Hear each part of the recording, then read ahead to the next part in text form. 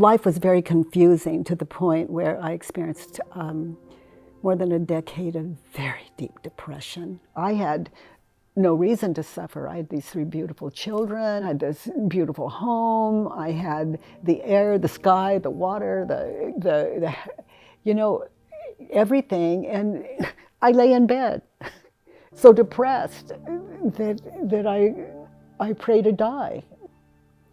It was horrible.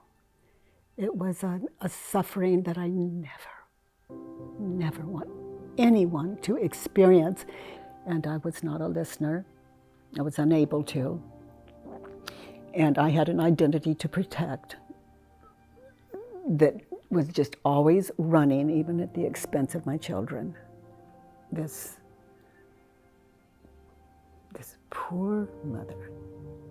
I could see how hard she tried. I could see her children were her life.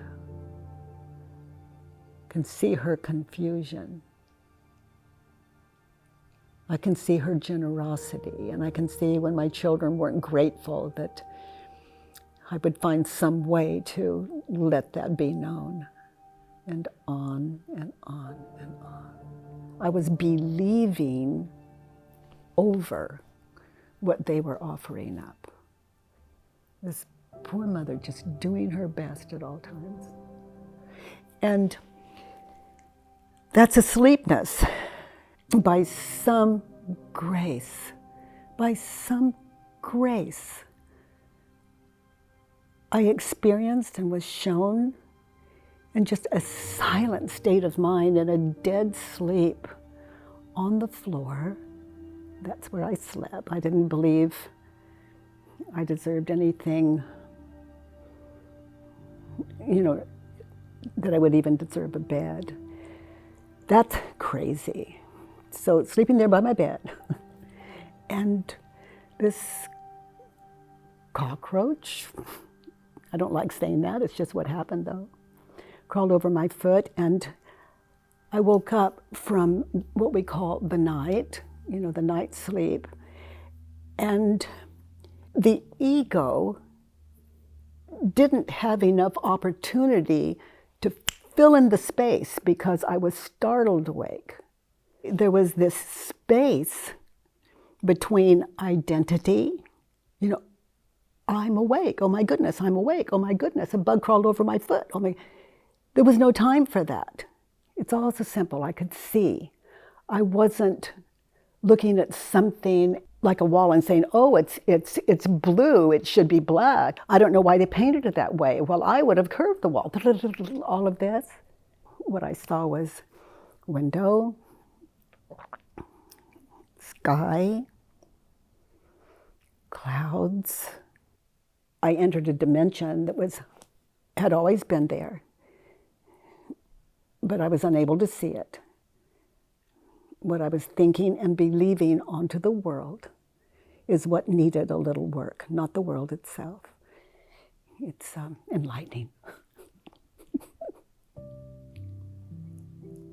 Well, my husband at the time, he's since deceased, but after the experience on the floor, he would say things like, what did you do with her? I don't know who you are, but I want my wife back. I'm not in for this. I didn't marry you.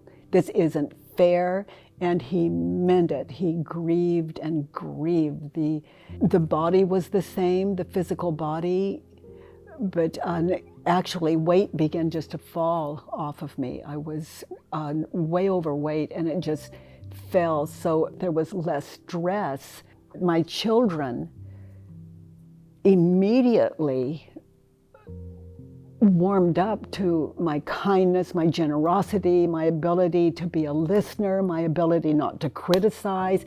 It's not ability, it was I wanted to know their lives. I'd never met them. When you believe someone to be who they are, and you drop that story, you don't know who they are. For the first couple of years, it was, Mom, you da-da-da-da-da. Mom, why did you? Remember when you did? And I had to own it all. and just I had to own it all because they were telling the truth. They actually feared that that other mom was going to pop out any minute and punish them or hold it a grudge. Prior to the work, they would say I'm crazy, and I think they don't love me. There's something wrong with me. They don't really want me around. On and on and on. You know, it's a popular universal belief there's something wrong with me. As that would arise in the stillness of me just being so quiet for the first 3 years, as it would show up, it was met with the questions, and it was experienced like there's something wrong with me. It would be met with, is it true?